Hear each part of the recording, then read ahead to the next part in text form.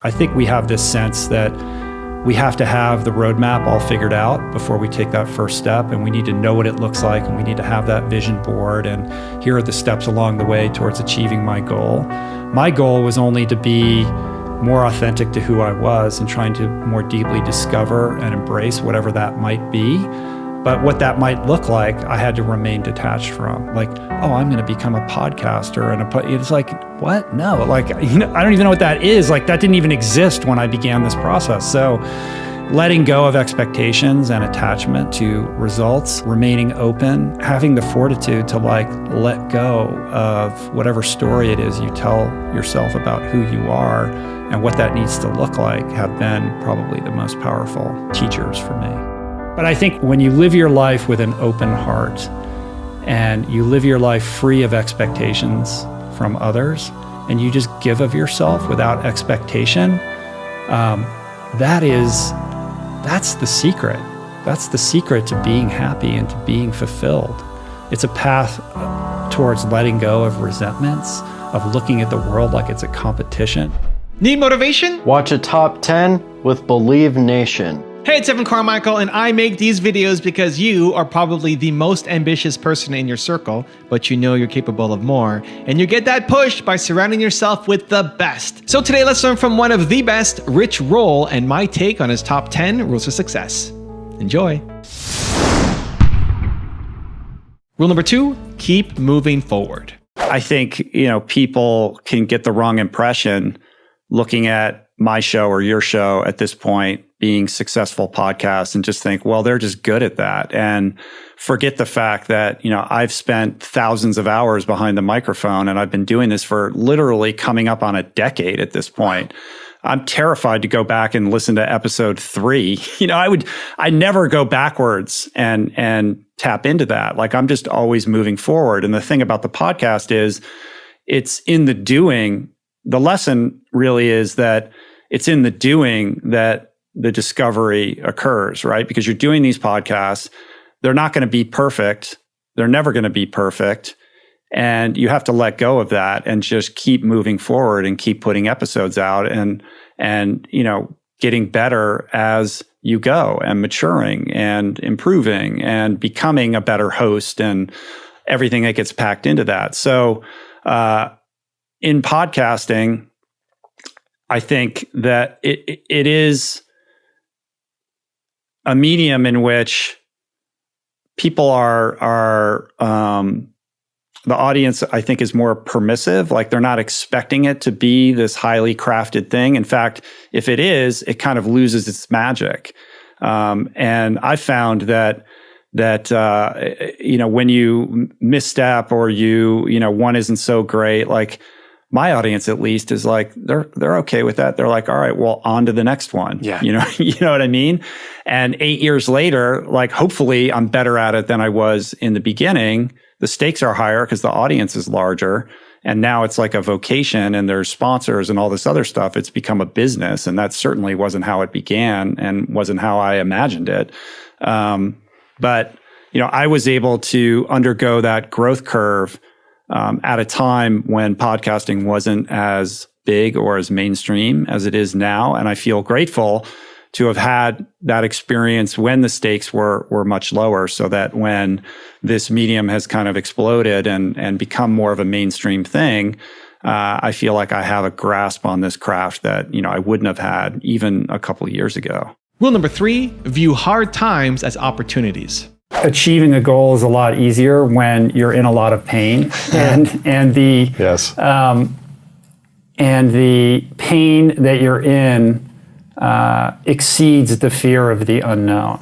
You know what I mean? Like, you're in so much pain that you're willing to almost do anything to get out of it. And that's where you were at? That's when you're in a great place to change. So I always say to people that are going through a hard time, like, try to view it as an opportunity. Like, what is the lesson that you're here to learn, that you're meant to be learning right now, and try to leverage the potential energy that's packed into that pain to, transform yourself. Yeah. Ironically, change is always available to all of us in every moment, right? We don't have to be in pain in order to change. It's just that it's difficult. It's a lot harder to do it that way. In terms of people setting goals and being unable to achieve them, I think that's a function of a couple things. I mean, first of all, have you set the right goal for yourself? Like if that goal isn't getting you excited, then perhaps it's not as aligned with your innate values as you might have suspected that it was.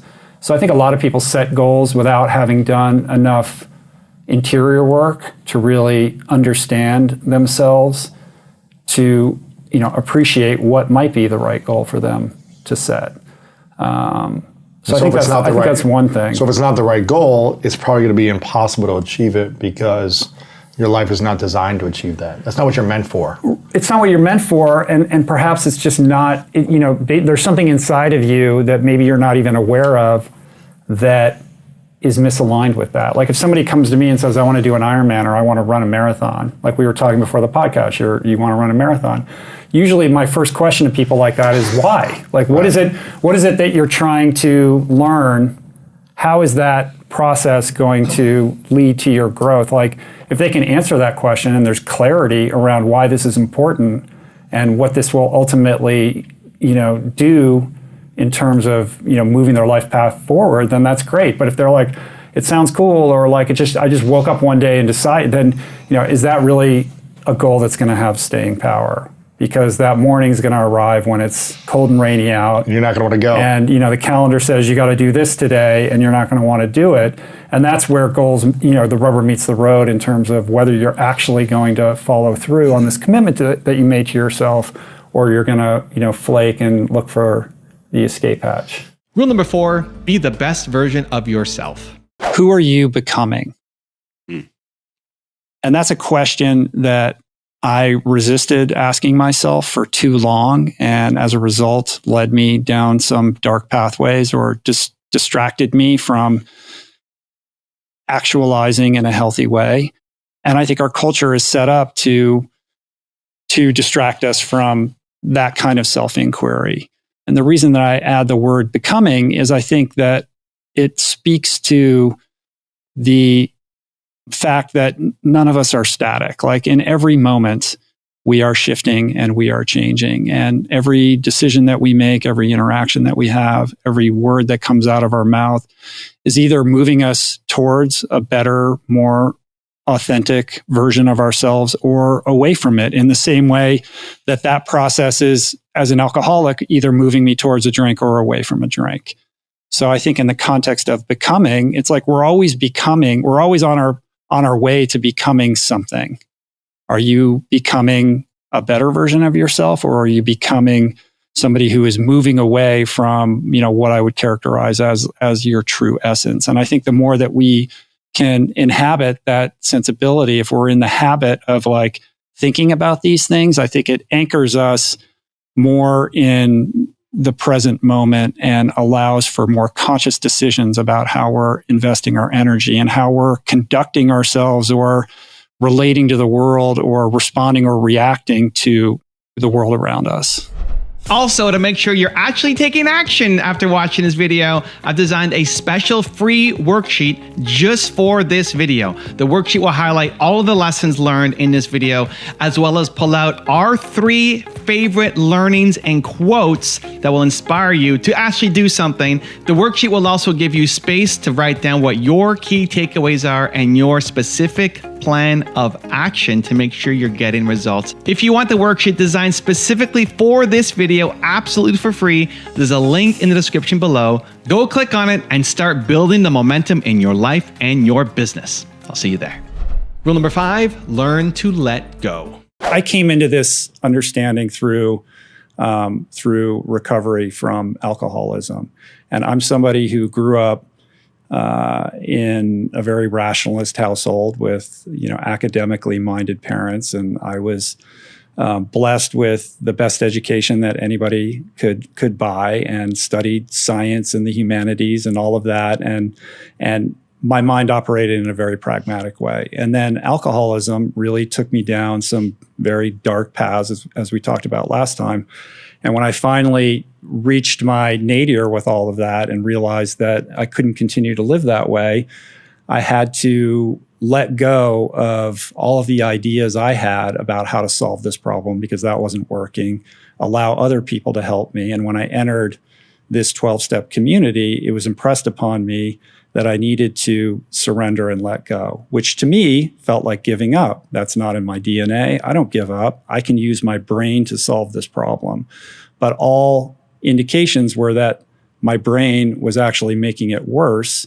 And the real solution required me to let go of those ideas and allow other people to help me, and to surrender to the possibility that this idea that my best thinking had landed me in this desperate place, and that the solution lie in surrendering to a sense of powerlessness, which again was very difficult for me to grok and took me a long time to understand.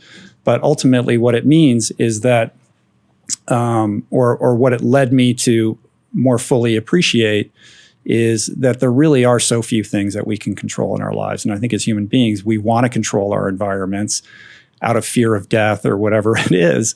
But when you really think about it, all you can control is the thoughts that you entertain and how you respond to the world around you. It's what you put in your mouth, for example. But beyond that, you can't control other human beings, how they react to you, what's happening in the world around you. And I think that causes a lot of pain and suffering and consternation for people.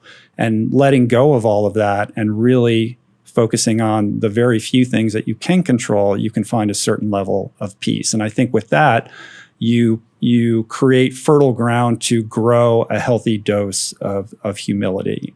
And, you being a guy who's sort of a master of the universe and is trying to solve problems with his mind and has created this incredibly beautiful life of largesse doing that, it's probably a harder pill to swallow.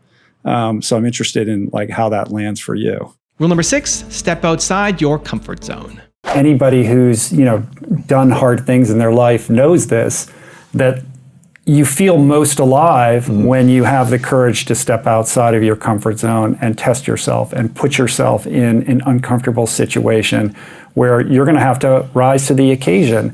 Those heightened moments are when you feel most fulfilled, most purposeful, and most,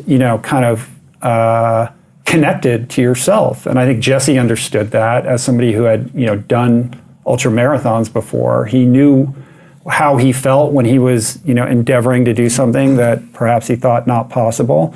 And I think, when you live this, our culture is set up with this programming that we're all meant to aspire to that level of ease and comfort and luxury. But what's missing is the fact that what actually provides the sense of satisfaction and fulfillment is getting outside of that and testing yourself. And I think for a lot of people, they don't understand that until they, get a taste of what, Jesse experienced, which is, look, I got all this stuff, but I'm not content or as fulfilled as I would like to be. And I need to step outside of that in order to reconnect with that thing that fundamentally, is part of being a human. Rule number 7, be spiritual. For me, there's nothing that isn't spiritual. I don't look at life in a binary dualistic way, in the sense that there is the non-spiritual life and then my spiritual life. Now, when you say non-dualistic, though, are you taking a very, there is the mind? So traditional dualism, for those that haven't heard that phrase, you've got the brain and then you've got the sort of spiritual being, and the two are not the same. That would be sort of classical dualism. Correct. Is that what you mean? Correct. So for me, it is non-dualistic. It's all one thing. That's how I think about it. And I don't think about spirituality in any kind of specific dogmatic sense. I suppose I would define it as an awe and wonder that anything is possible and that there is much that we don't understand. I think we're hubristic as human animals to believe that we are capable of understanding everything. And we've come quite far in terms of trying to understand space and the brain and what's at the bottom of the ocean and how our bodies work. But I think we've really only tapped the surface of that. And I like to live in that space of awe and wonder. And my life and many of the big decisions that I've made, I think, were predicated on a certain kind of non-definable faith in possibility. And the biggest leaps that I've made in terms of personal growth and in terms of my career, the beautiful things that I've been able to accomplish, I think are part and parcel attributable to having a interior spiritual life. Rule number 8, don't overthink things. The other thing I would point out is the tendency to indulge in a little bit of analysis paralysis. You know, like you could spend the next year trying to figure out what mountain it is that you want to climb or how you're going to get there. And I have a sense that, you know, maybe this might be a thing for you. And I think there's a lot of value in not overthinking things and just saying, this is something that's interesting to me. I'm just going to decide right now I'm going to do this thing. And it's like 6 months from now and it's in the calendar and I have no idea how I'm going to get there, but it's there, you know? And I think that compulsion to want to know all the answers and how it's going to play out and all the steps you're going to need to take to get there can prevent us from moving forward in our lives. And I think these situations, in my experience, are rigged such that you're not supposed to know all of those answers because you're rewarded for actually getting into action. Like it's tangential to mood follows action. Like action will lead you, like the bricks get laid, you know, only 2 steps in front of you and you're not allowed to see the whole thing, right? Like use Ironman, for example, or triathlon, like what bike should I get? Well, you can go around that merry-go-round forever, but ultimately the best bike is the one that's sitting gathering dust in your garage. Just go do a race with that and you'll figure out all that stuff as you go. And, you know, it becomes, the more you do it, the more emotionally engaged you get with it. And then these things tend to, you know, develop a life of their own. Rule number 9, have humility. Pride and confidence in the capabilities of the human brain has been the engine of progress, and that will continue. And it's accelerating. And there's a lot of wonderful, magical things about it that have created this incredible world that we all get to live in. But I think where we run into trouble is when we don't appreciate that there are things that are beyond our capabilities. Like, I think it's good to think, oh, we can solve any problem. And yet, I think it's also important to couch that confidence against an understanding or an appreciation that as advanced as our brains are, they're only so advanced. So, for example, you could spend a lifetime trying to teach your pet snake how to speak English. It doesn't have the brain capacity. It will never understand what you're talking about, and it doesn't have the ability to form language, verbal language at least, because its brain's not big enough. Our brains are larger. They're capable of doing much more, but they're not the ultimate, right? We may be just missing a lobe that would allow us to perceive all kinds of amazing things that the capacity of our current brains just are not capable of seeing or understanding, comprehending, or perceiving in any way.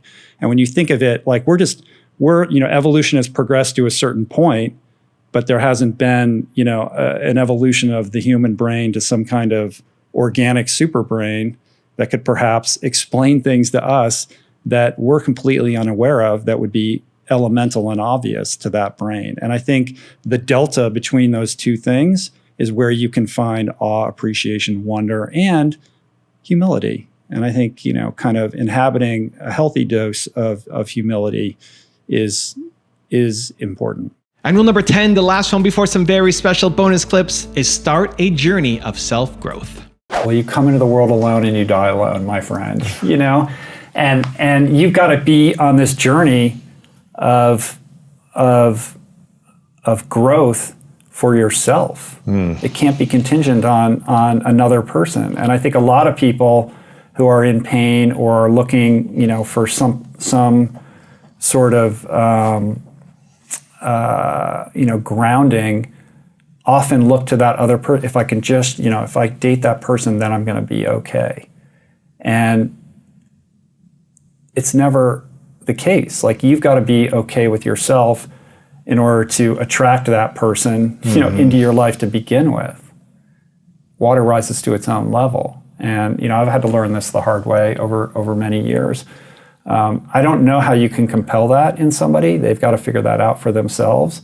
But I think when you're in a relationship, you and you're projecting onto that other person some idealized version of who they are, and an expectation that they need to fulfill some need that you have, you're in for a ride, right? It'll be a challenge. So you've got to figure out how to have those needs met yourself outside of that relationship, so that when you come together, you're both complete individuals who can share and meet each other where you're at. Mm-hmm. And that's hard. It's really hard.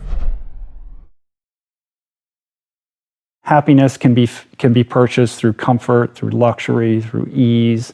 And that's sort of implicit in that is that that's how we find happiness. And I can tell you that I'm happiest and most alive when I'm butting up against the outer edges of my pain threshold. And I'm not afraid of it. And so when I start to feel that sensation, rather than shirk away from it, I realize that's an opportunity to experience a heightened sense of myself and my environment, to really be in a position where everything else falls away and it's just you and your ability to take one step forward. There's a purity to that again is another great teacher. And so in terms of techniques, I've just learned through experience that, just like David Goggins says, when the signals that you're receiving are telling you to stop, that you don't necessarily have to pay attention to that you are capable of so much more. If you can develop the acuity, the presence of mind, and the wherewithal to then take that next step. And when you're on the other side of it, to realize you're still okay and you can take another step. And your horizon extends, and you realize that there's a whole world of potential and possibility available to you that you weren't previously aware of. It's great to derive inspiration from superstars, but what's most important is that you choose the right path, the right goal for you. Not everybody can be LeBron James or even Des Linden, who I just had on the podcast, but we all have something special that makes us uniquely who we are. And I think and believe and feel strongly that our purpose is to really express that, because we need everybody to be more of who they really are. There is value in setting big goals, and no matter what the obstacles are that you face on a daily basis, and no matter how many times you get kicked down, how many times it's 2 steps back for every step forward, that you just keep showing up and keep showing up and keep showing up. How do you know that you're supposed to do an Ironman? How do you know that you're supposed to be a millionaire? I think a lot of people are setting those goals reactively without that kind of internal inquiry that's required to figure out what is the right or best goal for you. If someone is looking to improve their life and transform their life, and they wanted to get started with one aspect, diet, nutrition, physical exercise, and meditation, which one do you think should be, obviously all of them are equally important, but if they could only start with one for whatever reason, which one do you think is the most important to start with? Focus on your diet first. I think changing your plate and cleaning up the vibration of what you're putting into your body is a portal to the soul. And if you are intentional about that and really focus on trying to eat real foods as close to their natural state. In my case, I eat a 100% plant-based diet. If you're not ready to take that entire leap, just try to eat mostly fruits, vegetables, nuts, seeds, legumes, and beans, things like that. I think that will be a catalyst for future growth in those other areas. And that was my experience. I wasn't ready to meditate or to return to becoming an athlete or any of those things. I started with changing my relationship with food And I think when you change that frequency of what you're putting into your body, it impacts you on every level, mentally, emotionally, spiritually, etc. And it is a catalyst for progressive growth from there. So I would start with that, and the more you kind of refine that, then suddenly you get interested because you suddenly have a heightened sense of vitality. You're like, oh, I feel like going out and moving my body. I haven't felt like that way. And so the fitness will naturally follow. And then you're like, wow, my body feels good and I'm taking care of it in this way. Like, how do I tend to my spirit and my emotions and my mind? Well, I guess I'll start exploring the world of meditation. If I could leverage this pain, that I could make the same kind of change that I had made in going through rehab. What is that, like, the thinking process or the machinations that you go through when you have a big change in front of you now? You've done it multiple times. Is it goal setting? Is it imagining the world that you'll have if you don't do it? Like, what is that process for you? That's a great question. I think for me, it's really anchored in awareness and presence. You know, on that staircase, I was able to really understand that I was having an important moment in my life. And the reason I was able to recognize that was because I had that moment so many years prior when I decided to get sober. It was a very specific moment in time where I made a decision, and that decision set in motion a series of events that changed my life so completely that I couldn't imagine my life had I not made that decision. And I was able to see and understand and recognize that once again I was being visited by just such an opportunity. It was something that I could feel inside of me. And I think it's because I'd learned to be present, to be aware of myself and my environment.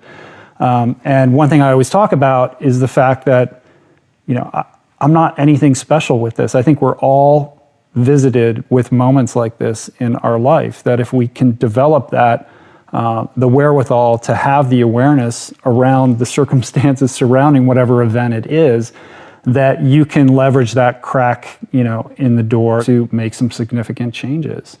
And I'm somebody who, and I've heard you talk about this before, I'm somebody who when I make a decision, like, that's it. You know, I can step over that line or walk through that door and not look back. And as I was getting ready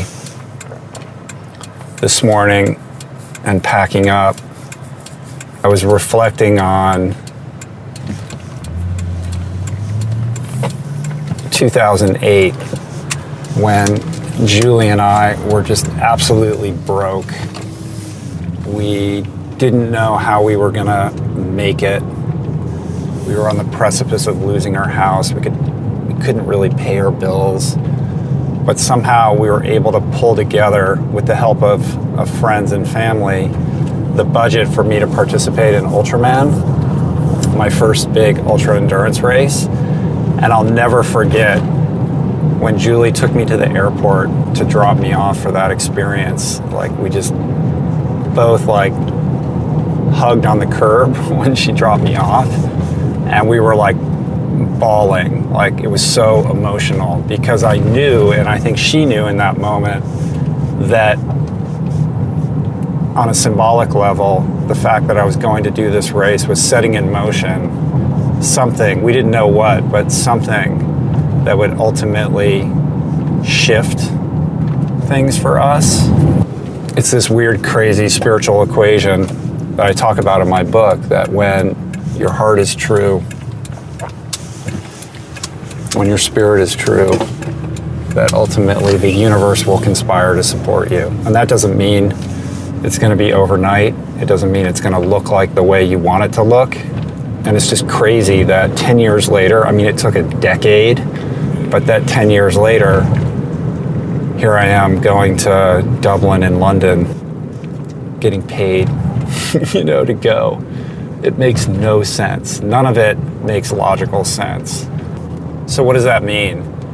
Well, I think it means that if you have a dream or you have a big goal, that you should go for it.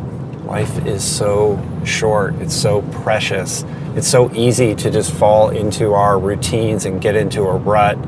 And then we become myopic, almost like we're living blinders and we can't see outside the box that we've created for ourselves. My Achilles heel is that I'm a bit of a control freak, and I try to I get too in the weeds on the details, and so I've done a better job of delegating and building my own team, and also, focusing on the things that are most important that only I can do, and letting other people handle the rest, and then batching the work. I wasn't very systematic in my approach to it, so I ended up sort of working on it a little bit every single day, and I felt like I was just drowning. So I've now created a schedule that allows me some flexibility with my time. We're taught from a very early age that we should live a balanced life, that we should eat a balanced diet.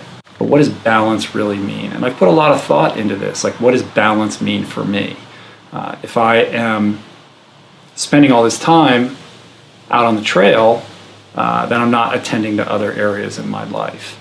At the same time, when I reflect back on my life, the moments when I felt most alive, training for these Ultraman races, participating in Epic 5, the training that I'm doing now, writing the books that I've written, that's when I feel most alive. And those are not necessarily balanced activities. Those are activities that require an unbelievable amount of devotion and dedication and focus and tunnel vision.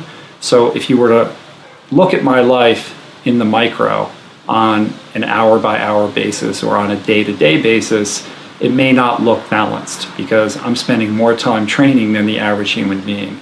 But if you zoom that telescope out and you look at my life from 10,000 feet and evaluate it over the course of several months or the course of a year, I think you will find that it is very balanced. It's just that pendulum swings back and forth. It will swing all the way to the side as I go in deep to do the work that I do. Ultimately, that's fine as long as it swings back and I make sure that the important things in my life, again, my relationships, my finances, my profession, my children, all of the really key ingredients to living a fulfilling, happy, purposeful life, that those are in check. So I think it's the approach that you bring to the activities that enrich your life. And there's something to be said for casting aside the traditional idea of what balance is and embracing the idea that going all in on something is not necessarily a negative thing. In fact, that might be the one thing that will bring you back to life and engage you in your journey in a way that you may have never experienced, and then gird your experience with purpose, with meaning, in a way that you can then give back and be of service. I worked my ass off and exploited every opportunity that presented itself. I did a ton of speaking gigs for free. I did anything that was asked of me, anyone who would want to talk to me, but it was really just a function of showing up, working my ass off, saying yes, and having a strong core belief that I was on the right path.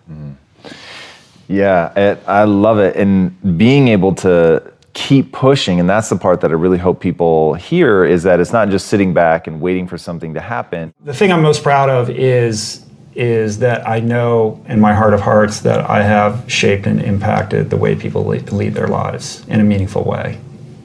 Yeah. Whether that's one person, 100 people, 1,000 people, however many people it is, just the feedback that I get, I know, and I know you get emails like this as well, to receive really intimate, heartfelt letters from people saying, I tuned into your podcast or I read your book and this is where I was and these are the obstacles I faced and here's where I am today and thank you. I mean, that's a gift from the universe. Yeah. It's like there's nothing more meaningful or valuable to me. And like I said, it's a blessing. Rich, why do you sleep in a tent? For those that don't know, for the last 2 years, I've been sleeping outside in this thing. A lot of people have been asking me, why do you do that? And it basically boils down to 3 fundamental reasons. The first is, I just sleep better in a tent outside. The second reason is that it really has helped me connect with nature and the outdoors, and I think our primal disposition. And the third reason I've been doing it is because fundamentally, it's a stoic practice. A couple of years ago, I started struggling with trying to get a deep sleep. Unless I was training super duper hard, I just found it difficult to get the restfulness that my body and my mind need. And at the time, our bedroom that I share with my wife, Julie, was either too cold for her or too hot for me. Then I had an experience where we as a family all slept on our roof one night. We have a flat roof and we did it just for fun with the kids. And I had the most restful, peaceful night of sleep in recent memory. Being outdoors, breathing that outdoor air, sleeping under the stars is a very simple and basic way of reconnecting with what it means to be fundamentally human. We live in this super fast-paced culture. You got to get your hustle on. You got to like work 24 hours a day. And if you're not being productive in every moment of your waking existence, then you're wasting time and you're falling behind. And with that comes a deprioritization of sleep. Sleep is for slackers, right? And nothing could be further from the truth. I know that I can't perform at my very best unless I get 8 hours of sleep. And it's not just the amount of time that I sleep, it's the quality of that sleep, it's the caliber of that sleep. It is my opinion that everybody should be doing everything they can to enhance that quality of their evening hours. And I found that by sleeping in a tent, it's almost like this hack towards improving the caliber of my sleep so that I can show up throughout my day and excel, be totally focused, be totally present, have good energy, be in a good mood, and all of that derives from sleep. So if you really take the time to prioritize the quality and the amount of time that you're sleeping every night, you will realize quantum gains in your productivity, in your output throughout your day.